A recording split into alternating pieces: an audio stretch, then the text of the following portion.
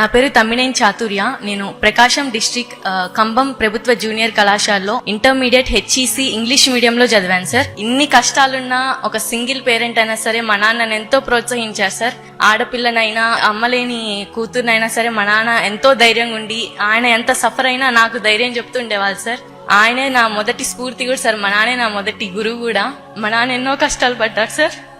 ఆ కష్టానికి నేను ఫలితంగా ఒక ఐఏఎస్ ఆఫీసర్ అయ్యి ఈ దేశానికి సేవ చేయాలనుకుంటున్నా సార్. మా నాన్నకి హైయర్ స్టడీస్ కి ఫీజు కట్టే స్తోమత లేదు సార్. మా జీవనానికి వచ్చే పెన్షన్ అవి కూడా వాళ్ళ హాస్పిటల్ బిల్స్ వాటికే సరిపోతున్నాయి సార్. మా దగ్గర మనీ లేదు.